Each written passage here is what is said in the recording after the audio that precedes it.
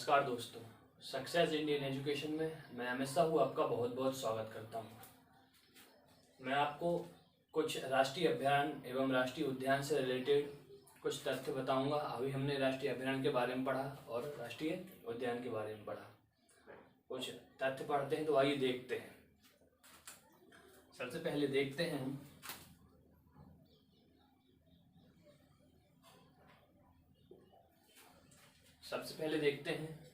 विश्व का पहला गौ अभयारण्य कौन सा है। मध्य प्रदेश में एक गौ अभयारण्य है जो कि विश्व का पहला गौ अभयारण्य है। वह कहाँ है? आगर मालवा जिले में। किस जिले में है? मध्य प्रदेश के आगर मालवा जिले में है विश्व का पहला गौ अभयारण्य, जिसका नाम है कामधेनु अभयारण्य। क्या नाम है? कामधेनु अभयारण्य। वो कहाँ है? आगर मालवा के सुसनेर में। कहाँ पर है? आगर मालवा के सुसनेर में है विश्व का पहला गौ अभयारण्य। आगे देखें, बात करते हैं नौरादेही। नौरादेही राष्ट्रीय अभयारण्य जो है मध्य प्रदेश का सबसे बड़ा राष्ट्रीय अभयारण्य। कैसा है? मध्य प्रदेश का सबसे बड़ा राष्ट्रीय अभयारण्य है, जिसका क्षेत्रफल है 1194.67 वर्ग किलोमीटर। कितना है? 1194.67 वर्ग किलोमीटर इसका क्षेत्रफल है। वर्ग किलोमीटर क्षेत्रफल है इसका 1194.67। आगे देखते हैं हम राला मंडल। बात करते हैं राला मंडल की, तो राला मंडल मध्य प्रदेश का सबसे छोटा राष्ट्रीय अभयारण्य है। कैसा है? सबसे छोटा राष्ट्रीय अभयारण्य है कौन सा? राला मंडल, जिसका क्षेत्रफल है 2.34 वर्ग किलोमीटर। कितना है? 2.34 वर्ग किलोमीटर जिसका क्षेत्रफल है। अब आगे देखते हैं, बात करते हैं खरमोर पक्षी का संरक्षण। देखिए, दो राष्ट्रीय अभयारण्य हैं मध्य प्रदेश के। दो राष्ट्रीय अभयारण्य हैं, एक है सरदारपुर अभयारण्य, दूसरा है सैलाना। कौन सा? सरदारपुर अभयारण्य एवं सैलाना जो अभयारण्य है, एक धार में है, दूसरा ग्वालियर में। सरदारपुर कहाँ है? धार में है। और सैलाना कहाँ है? सैलाना रतलाम में है, ग्वालियर में नहीं है, रतलाम में है। तो सरदारपुर राष्ट्रीय अभयारण्य जो है धार में है और सैलाना रतलाम में है। इनमें खरमोर पक्षी के लिए संरक्षण प्रदान किया गया है। कौन से पक्षी के लिए? इसमें खरमोर पक्षी के लिए संरक्षण प्रदान किया गया है। आगे देखते हैं सोन चिड़िया का संरक्षण। कौन सा? सोन चिड़िया का संरक्षण। देखिए, करेरा राष्ट्रीय अभयारण्य जो है, करेरा राष्ट्रीय अभयारण्य जो कि शिवपुरी में है, एवं घाटी गांव राष्ट्रीय अभयारण्य। कौन सा? घाटी गांव राष्ट्रीय अभयारण्य जो कि ग्वालियर में है। करेरा जो कि शिवपुरी में है, घाटी गांव अभयारण्य जो कि ग्वालियर में है। इनमें सोन चिड़िया के लिए संरक्षण प्रदान किया गया है। घाटी गांव एवं करेरा में सोन चिड़िया के लिए संरक्षण प्रदान किया गया है। और सैलाना एवं सरदारपुर, कौन सा? सैलाना एवं सरदारपुर में खरमोर पक्षी के लिए संरक्षण प्रदान किया गया है। अब आगे देखते हैं घड़ियाल। घड़ियाल जो है चंबल, कैन और सोन। कौन कौन से राष्ट्रीय अभयारण्य? चंबल राष्ट्रीय अभयारण्य, कैन और सोन, इनमें घड़ियाल पाए जाते हैं। तो चंबल कहाँ है? हमने देखा मुरैना में है। कैन कहाँ है? छतरपुर में है। और सोन कहाँ है? शहडोल में है। चंबल, कैन और सोन, इनमें चंबल पाए जाते हैं। इस राष्ट्रीय अभयारण्य में क्या पाया जाता है? चंबल पाए जाते हैं। आगे देखते हैं एशियाई बब्बर शेर। देखिए, एक योजना चलाई जा रही है जिससे गुजरात के गिर राष्ट्रीय अभयारण्य जो है, वहां से श्योपुर में जो राष्ट्रीय अभयारण्य है उसका नाम है पालपुर कूनो। क्या नाम है? पालपुर कूनो में गुजरात से बब्बर शेर, जो एशियाई बब्बर शेर हैं, उनको गुजरात के गिर राष्ट्रीय अभयारण्य से श्योपुर के पालपुर कूनो राष्ट्रीय अभयारण्य में लाया जा रहा है। आगे देखते हैं प्रशिक्षण सुविधा। मध्य प्रदेश का सबसे बड़ा राष्ट्रीय उद्यान कौन सा? कान्हा-किसली। कान्हा-किसली में वन्यजीव प्राणी के संरक्षण के लिए प्रशिक्षण प्रदान किया जाता है। वन्यजीव जो रहते हैं उनके संरक्षण के लिए प्रशिक्षण प्रदान किया जाता है, प्रशिक्षण कराया जाता है। कौन सा अभयारण्य है वो? कान्हा-किसली राष्ट्रीय अभयारण्य, जो कि कहाँ है? मंडला जिले में। और मध्य प्रदेश का सबसे बड़ा उद्यान है। मध्य प्रदेश का सबसे बड़ा उद्यान है कान्हा-किसली। इसमें प्रशिक्षण प्रदान किया जाता है। बात करते हैं चीतल की। तो हमने देखा मध्य प्रदेश में जितने भी अभ्यारण्य हैं और उद्यान हैं, जितने भी अभ्यारण्य एवं उद्यान हैं, सबसे ज्यादा संख्या में इसमें चीतल पाया जाता है। क्या पाया जाता है? चीतल सबसे ज्यादा संख्या में पाया जाता है। इसके आगे देखते हैं पचमढ़ी। पचमढ़ी जो है बायोस्फीयर रिजर्व है। क्या है? पचमढ़ी एक बायोस्फीयर रिजर्व है, जो कि मध्य प्रदेश का पहला बायोस्फीयर रिजर्व है एवं देश का जो है 10वां। कौन से नंबर का? मध्य प्रदेश का पहला और देश का 10वां बायोस्फीयर रिजर्व घोषित किया गया है। जैसे किसको? पचमढ़ी को। अब आगे देखते हैं जीवाश्म उद्यान। मध्य प्रदेश का जीवाश्म उद्यान जो है, मध्य प्रदेश का पहला जीवाश्म उद्यान कहाँ है? डिंडोरी में। कहाँ है मध्य प्रदेश का पहला जीवाश्म उद्यान? डिंडोरी में है। आगे देखते हैं मध्य प्रदेश का सबसे बड़ा राष्ट्रीय उद्यान कौन सा है? मध्य प्रदेश का सबसे बड़ा राष्ट्रीय उद्यान कौन सा है? तो हम पहले भी कर चुके हैं कि मध्य प्रदेश का सबसे बड़ा राष्ट्रीय उद्यान है कान्हा किसली।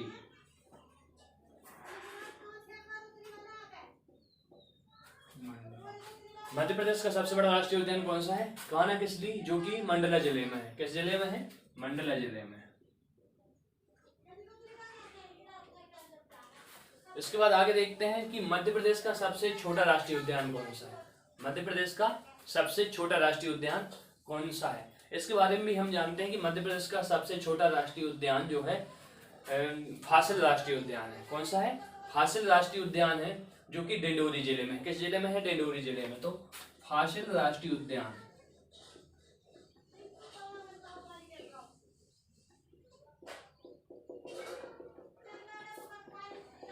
किस जिले में है? ये डिंडोरी जिले में फासिल राष्ट्रीय उद्यान।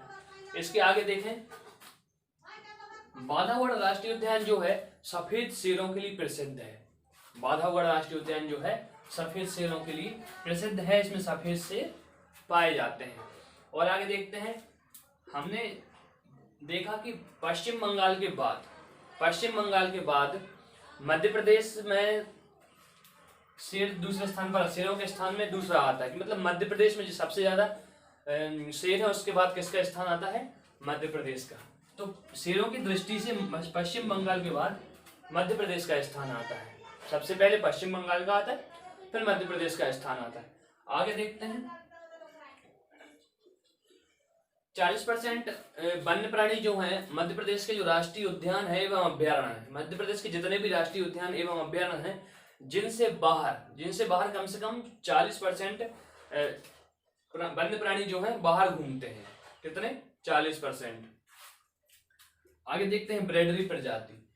हमने कल भी पढ़ा था कि मध्य प्रदेश का एकमात्र राष्ट्रीय उद्यान है जिसका नाम है कान्हा किसली राष्ट्रीय उद्यान, जिसमें एक विचित्र प्रजाति है। क्या नाम है उसका?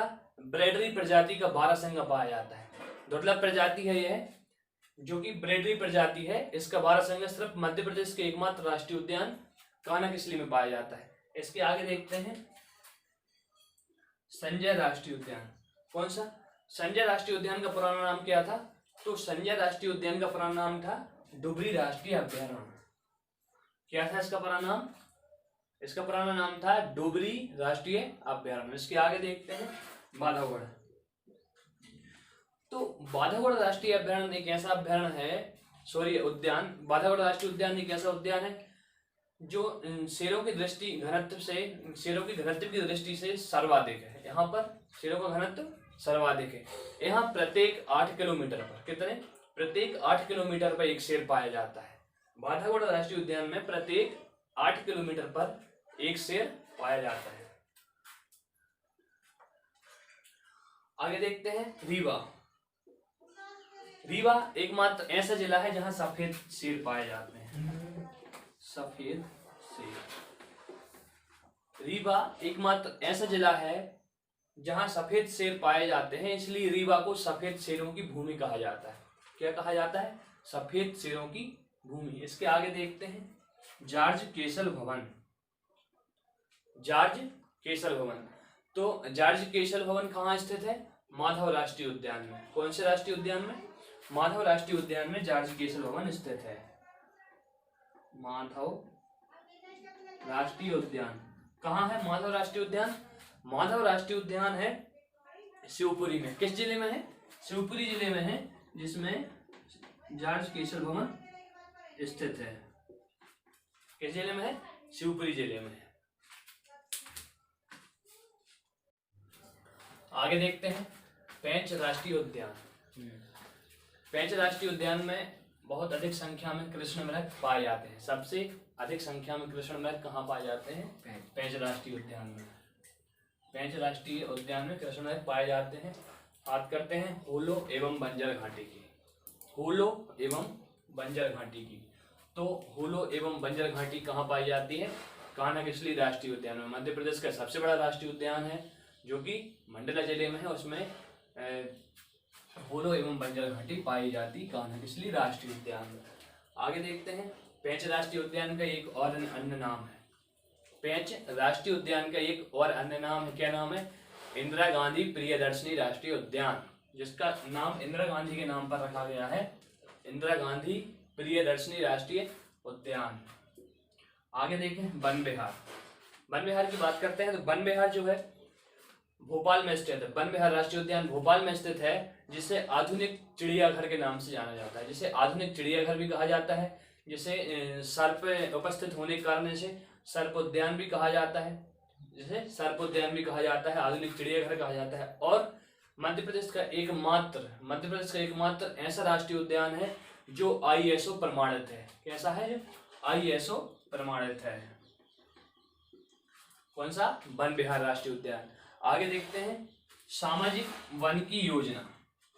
सामाजिक वानिकी योजना जो थी 1976 में लागू हुई थी। कब हुई थी? 1976 में शुरू हुई थी सामाजिक वानिकी योजना। आगे देखते हैं कान्हा-किसली की बात करें तो कान्हा-किसली राष्ट्रीय उद्यान जो है 1934 में, कब? 1934 में एक उद्यान बना था। 1934 में उद्यान बना था एवं 1955 में इसे राष्ट्रीय उद्यान घोषित कर दिया गया था। 1955 में। तो इसकी स्थापना कब हुई थी? राष्ट्रीय उद्यान कान्हा-किसली मध्य प्रदेश का सबसे पहला राष्ट्रीय उद्यान है। कान्हा-किसली राष्ट्रीय उद्यान 1955 में राष्ट्रीय उद्यान का दर्जा प्राप्त कर चुका था। आगे देखते हैं बांधवगढ़। कौन सा? बांधवगढ़ राष्ट्रीय उद्यान। तो बांधवगढ़ राष्ट्रीय उद्यान एकमात्र तो नहीं कहना चाहिए। बांधवगढ़ राष्ट्रीय उद्यान एक ऐसा राष्ट्रीय उद्यान है जो कि 32 पहाड़ियों से घिरा हुआ है। कितनी? पूरी 32 पहाड़ियों से घिरा हुआ है बांधवगढ़ राष्ट्रीय उद्यान। आगे देखें तो बांस का राष्ट्रीयकरण। किसका? बांस का राष्ट्रीयकरण जो है 1973 में हुआ था। कब हुआ था? बांस का राष्ट्रीयकरण 1973 में। आगे देखते हैं तेंदूपत्ता। कौन सा? तेंदूपत्ता का भी राष्ट्रीयकरण हुआ था। तो तेंदूपत्ता का राष्ट्रीयकरण कब हुआ था? 1964 में। कब हुआ था तेंदूपत्ता का राष्ट्रीयकरण? 1964 में। बांस का राष्ट्रीयकरण हुआ था 1973 में। तेंदूपत्ता का राष्ट्रीयकरण हुआ था 1964 में। आगे देखते हैं साल बीज। साल बीज का राष्ट्रीयकरण कब हुआ था? 1975 में। साल बीज का राष्ट्रीयकरण 1975 में।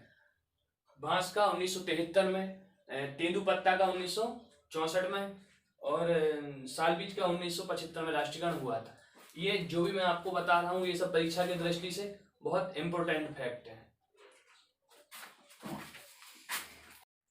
आइए देखते हैं सर्वाधिक वन राजस्व किस जिले से मिलता है। सर्वाधिक वन राजस्व जबलपुर वन वृत्त क्षेत्र से मिलता है। वन वृत्त से, जबलपुर वन वृत्त से सबसे ज्यादा वन राजस्व प्राप्त होता है। और सबसे कम वन राजस्व कहाँ से प्राप्त होता है? तो सबसे कम वन राजस्व जो है, सबसे न्यूनतम वन राजस्व जो है ग्वालियर वृत्त से प्राप्त होता है। ग्वालियर वन वृत्त से सबसे कम वन राजस्व प्राप्त होता है और जबलपुर क्षेत्र से सबसे अधिक वन प्राप्त होता है, राजस्व प्राप्त होता है। आगे देखते हैं इमारती लकड़ी। तो इमारती लकड़ी जो है जबलपुर क्षेत्र में सबसे ज्यादा मिलती है। कहाँ? जबलपुर वन वृत्त से सबसे ज्यादा इमारती लकड़ी प्राप्त होती है, इमारत बनाने के लिए जिसका उपयोग किया जाता है। आगे देखते हैं खंडवा। तो खंडवा वनवृक्ष क्षेत्र है, वहां पर पेड़ों की कटाई, लकड़ी की कटाई पर प्रतिबंध लगा दिया गया है। कहाँ? खंडवा जिले में जो पेड़ों की कटाई पर प्रतिबंध लगा दिया गया है। और आगे देखें, तेंदुपत्ता। तेंदुपत्ता का सर्वाधिक संग्रहण मध्य प्रदेश में ही किया जाता है। तेंदुपत्ता सबसे ज्यादा मध्य प्रदेश में संग्रहित किया जाता है। अगला क्वेश्चन देखते हैं, तो मतलब आगे देखें, हर्रा। हर्रा सबसे ज्यादा कहाँ प्राप्त होता है? तो हर्रा बालाघाट जिले में प्राप्त होता है। हर्रा सबसे ज्यादा किस जिले में प्राप्त होता है? तो वो है बालाघाट। बालाघाट जिले में सबसे ज्यादा पाया जाने वाला है हर्रा। आगे देखें, सागौन। सागौन की लकड़ी जो है मध्य प्रदेश में सबसे ज्यादा सागौन की लकड़ी ही पाई जाती है। सागौन सबसे ज्यादा पाए जाने वाला वृक्ष है मध्य प्रदेश में। आगे देखें, वनों का राष्ट्रीयकरण करने वाला पहला राज्य मध्य प्रदेश। मध्य प्रदेश ने सबसे पहले वनों का राष्ट्रीयकरण किया था। मध्य प्रदेश ने सबसे पहले वनों का राष्ट्रीयकरण किया था। कब किया था? 1970 में। 1970 में सबसे पहले वनों का राष्ट्रीयकरण किसने किया था? मध्य प्रदेश में। आगे देखें, होशंगाबाद। होशंगाबाद जो वन क्षेत्र है, होशंगाबाद वन क्षेत्र में सबसे ज्यादा साल वृक्ष की सघनता है। कौन से वृक्ष की? सबसे ज्यादा साल वृक्ष की सघनता है होशंगाबाद वन क्षेत्र में। आगे देखते हैं, मध्य प्रदेश में सबसे ज्यादा उष्ण कटिबंधीय वन पाए जाते हैं।